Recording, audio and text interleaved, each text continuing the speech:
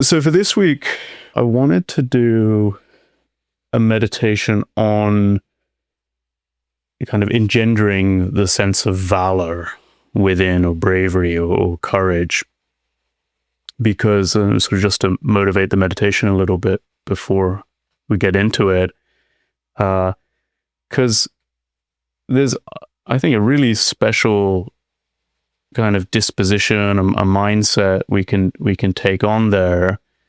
And there are times when, I'm coaching people on their meditative journeys, and the suggestion has been like, you gotta kind of get a bit more stoic about this thing and feel stronger within, because not only, life has its hardships and things to be afraid of in the outward journey, but in the inward journey, it gets scary. There are scary times to face your unconscious and going deep within.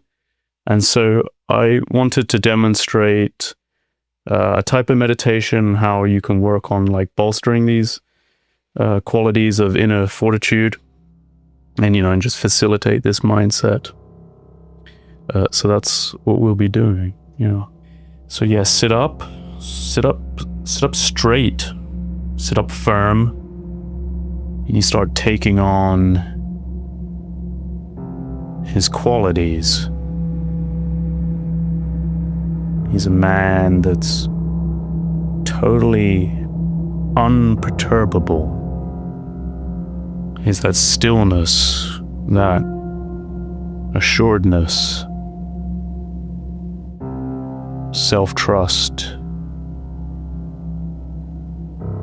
real sturdy equanimity.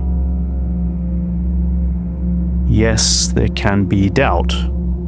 There can be wavering confidence. And yet, they let the best of humanity persevere.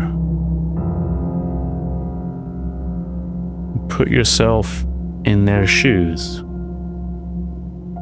How would a courageous being sit right now?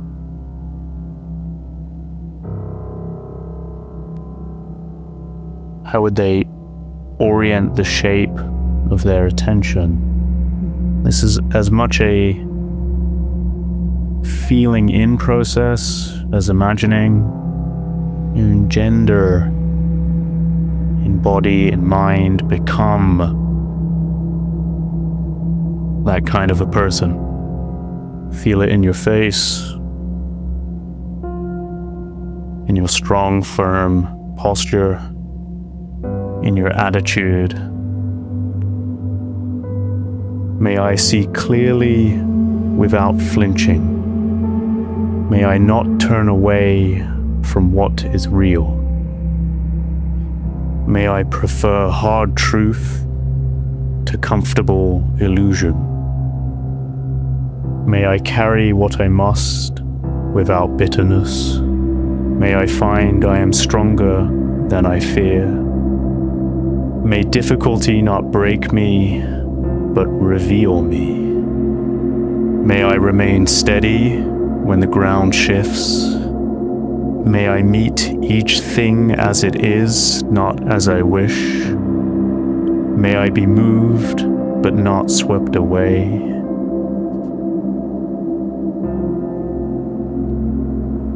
May I change what I can and endure what I cannot. May I act well within whatever limits I am given. May no outer storm disturb my inner stillness. May I belong to myself, whatever happens.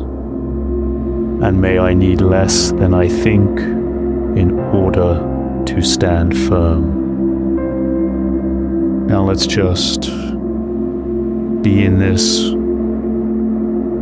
be in the qualities we've cultivated here.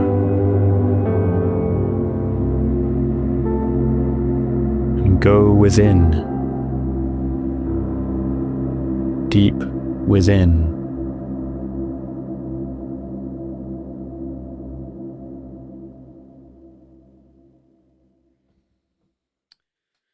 Cool. Thanks, guys. I hope you got something out of that. And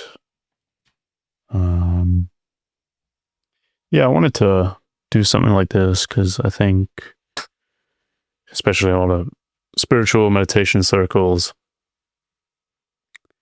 sort of overwhelmingly a lot of emphasis on softer, more doughy kind of disposition, states of mind. But I really do think there is this place for, having a firmness and a bravery, and facing life and your fears, and yeah, it's a part of the path as well. Yeah, for sure. I mean, I think I am like trying to channel a very masculine way of being. That's what I was trying to get at in this meditation. I mean, those are the qualities, moments where, I don't know, testosterone cycles and such like that just sort of peak, and I'm just like really forward facing and feel very sort of internally secure. I think what you're talking about, even moments of being too soft and the moments of doing the like quite shallow alpha behavior and such, that's part of the integration process as well. You have to kind of explore the extremes and find, really get to internalize them and get a strong sense, okay, what is it like to be in any one of those, and also find their limits and of their appropriateness. And yes, so to then find sort of more happy middle grounds and the ability to lean in both directions. Yeah, that's something really. There's something to really work there in meditations, where if you can just find even the smallest sliver of the quality that you like and want more of, you just get this sort of peripheral glimpse of, oh yeah, the kind of the Buddha within sitting firmly, and you just keep sparking it. You just keep flashing the images, those qualities, and then it can become more pronounced. And what you find is, there's not a difference in you possessing those qualities from imagining them.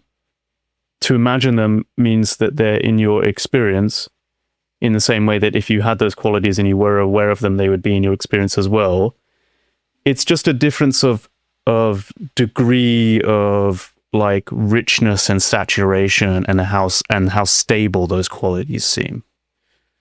So even if you can imagine it, that means you've got access to it. It just might be very, very small and very, very fleeting, and it's not, seemingly enough to turn the tide of massive waves of doubt, but it's a little something you begin with.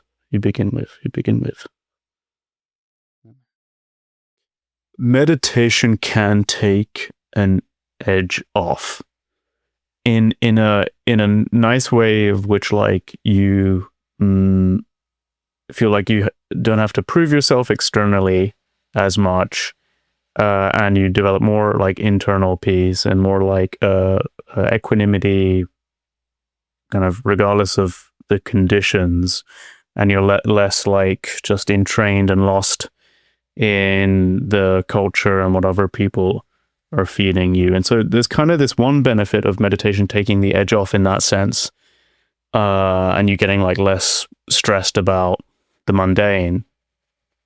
But then there's this seeming con of taking the edge off, in which you can lose sources of motivation.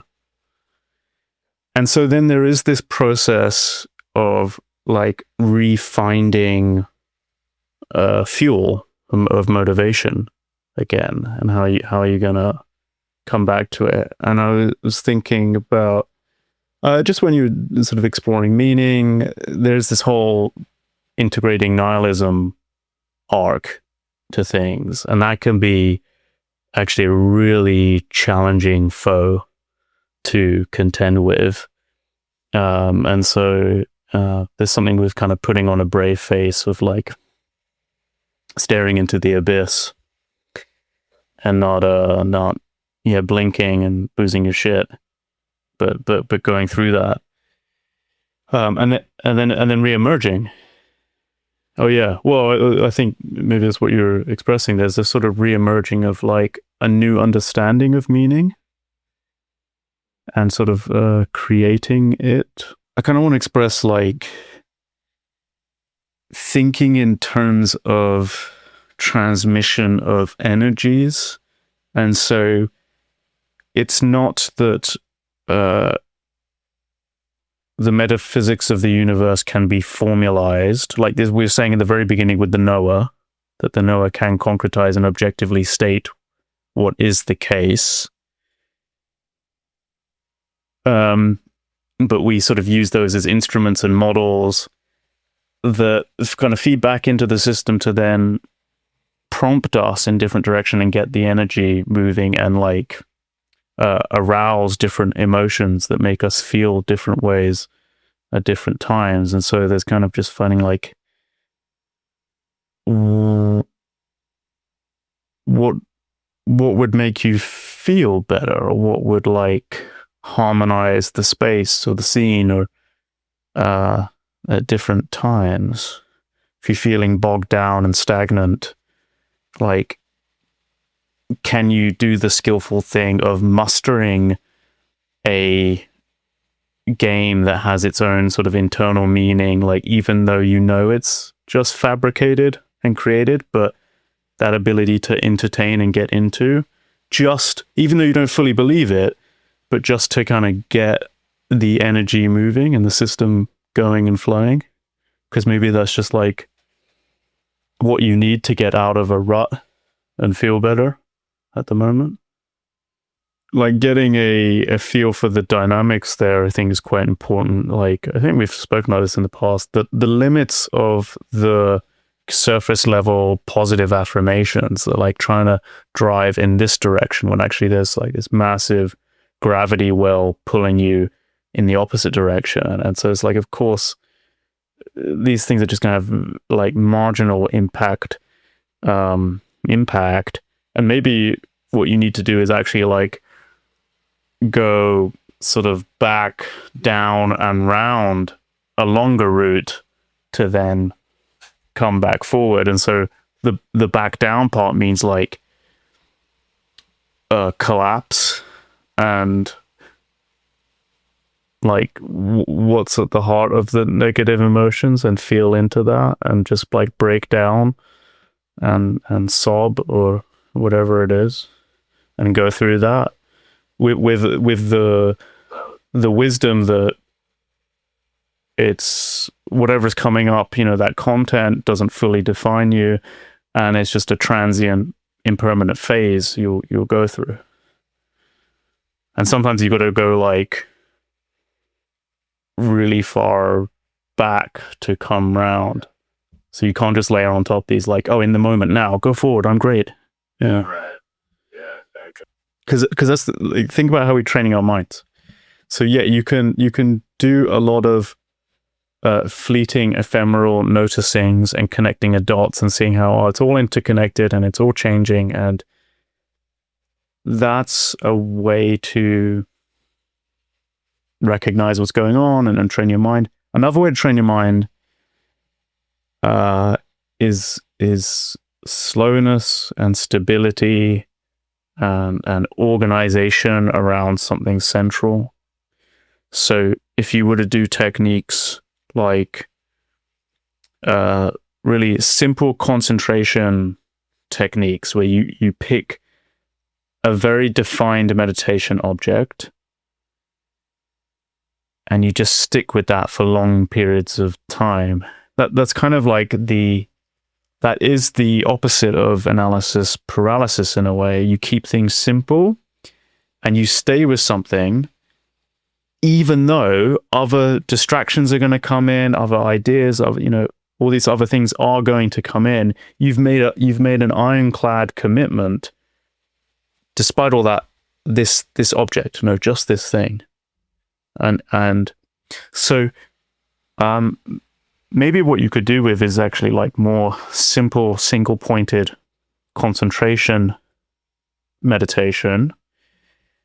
And what I would add to that is pick whatever meditation object you like, which there are numerous, define it really well, and also at the beginning of your meditation sits, set the duration and make a have the duration in mind very clearly, and make a strong commitment that no matter what happens for this duration of the sit, I'm just going to focus on my well-defined meditation object, no matter what happens. Unless the house burns down in a fire, it doesn't matter what else happens, you're just sticking to this thing. So, yeah, and in that, you train that in meditation, and you want to then train that. Okay, do that in walking meditation as well, actually. So you're not going to note, you're like, don't note, just focus on the sensations of your feet on the ground, no matter what. Just that for the duration of the whole walk. And that would be, I think, a nice way to export that kind of state of mind, mindset, into the rest of your life, which is like a way out of analysis paralysis. Yeah. Cool. Did that make sense? Any questions? All right. I think we'll call it there, guys. Yeah. This was fun. Yeah. Thank you for coming. Yeah. Take care.